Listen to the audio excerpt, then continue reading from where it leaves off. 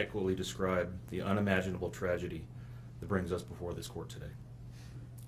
By my comments, I'm not even going to try to express the horror, the pain, or the suffering that the defendant has caused to these families, to this community, and to all who were a part of this investigation. However, I do want to spend a few minutes sharing with the court the details of the crime, as so far you've only had an opportunity to review the affidavit and a few facts here and there that have been offered to the court in the motions and pleadings that have been filed. The questions that have screamed out to anyone who will listen since August 13th of 2018 are why and how. Why did this have to happen? How could a seemingly normal husband and father annihilate his entire family? For what? These are the questions that only one individual in this courtroom or on this planet knows the answers to.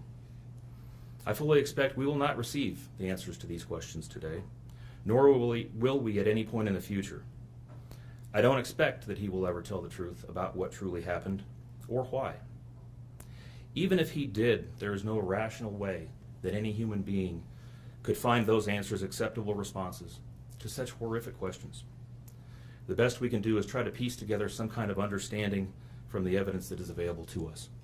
And the evidence tells us this: the defendant coldly and deliberately ended 4 lives, not in a fit of rage, not by way of accident, but in a calculated and sickening manner. Shanann was 34 years old. She had married the defendant in November of 2012. Over the weekend leading up to August 13th, she had been at a work conference in Phoenix, Arizona, and returned home in the early morning hours of August 13th. We know that she got home about 1:45 in the morning. The doorbell camera on their home shows her arriving back home from the airport.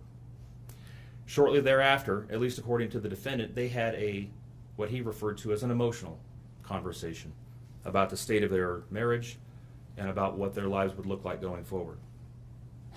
What was said during that emotional conversation, only he knows.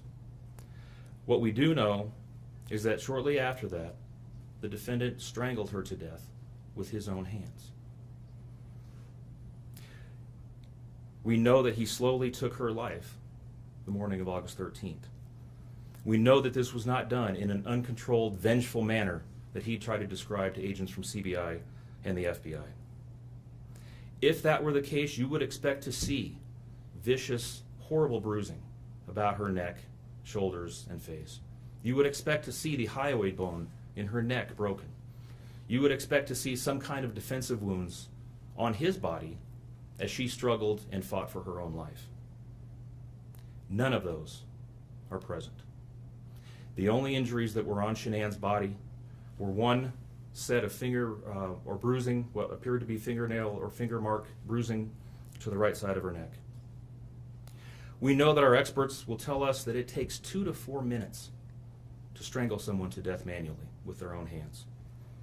The horror that she felt as the man that she loved wrapped his hands around her throat and choked the life out of her must have been unimaginable. Even worse, what must Bella, age 4, and Celeste, age 3, must have experienced or thought as their father, the one man on this planet who was supposed to nurture and protect them, was snuffing out their lives. They both died from smothering. Let me say that again. The man seated to my right smothered his daughters. Why? Imagine the horror in Bella's mind as her father took her last breaths away. Your Honor, understand very clearly, Bella fought back for her life. The frenulum, the connective tissue between her upper lip and her gum, had a 1.5 centimeter laceration. She bit her tongue multiple times before she died. She fought back for her life as her father smothered her. Celeste had no such injuries. In fact, she had no external injuries at all. But according to the medical examiner, she was smothered nonetheless. The defendant then methodically and calmly loaded their bodies into his work truck not in a hasty or disorganized way. He was seen from the neighbor's doorbell camera backing his truck into the driveway, going back and forth into the house and back out to the truck 3 different times, 1 time for each of their bodies. He then drove them away from their family home 1 final time, intent on hiding any evidence of the crimes that he had just committed. In 1 final sign of callousness for his wife, his daughters, and their unborn son, and their remains, he drove them to a location that he thought no one would ever find them, to one of the oil tank batteries with which he was so familiar. He knew this was safe. He had texted a coworker the night before saying, "I'll head out to that site. I'll take care of it." He had carefully ensured that he would be alone in the middle of the plains to secrete away the remains of his family in a place that he hoped they would never be found.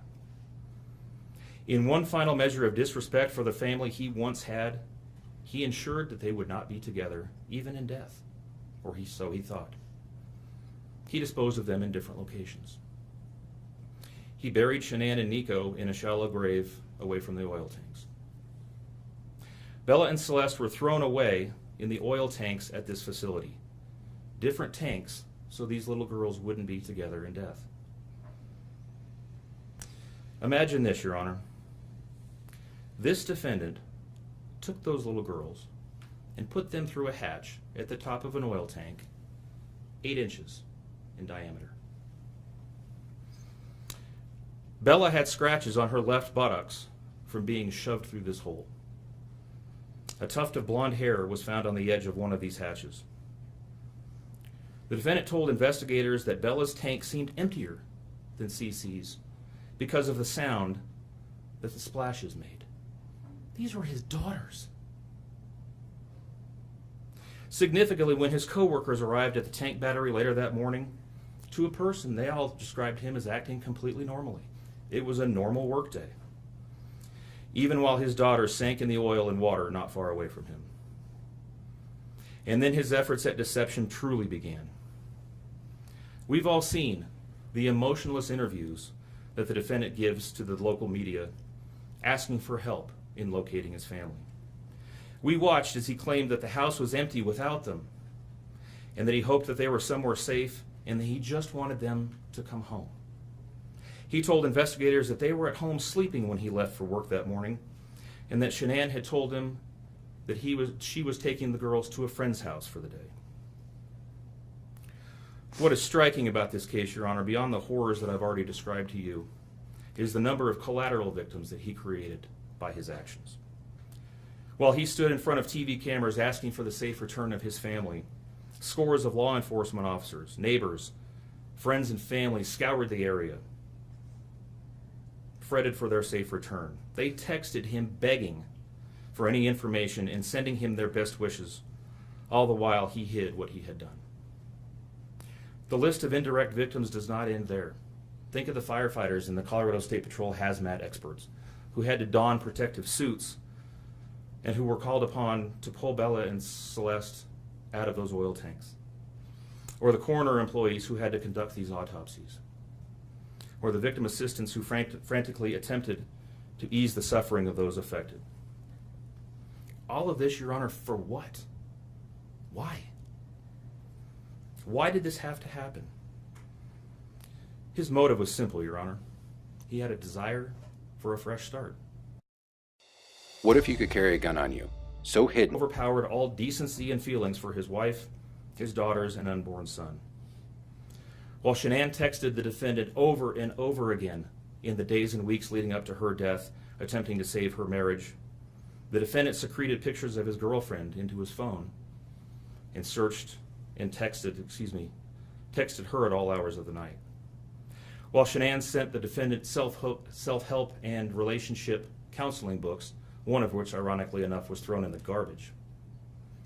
He was searching the internet for secluded vacation spots to take his new love in researching jewelry.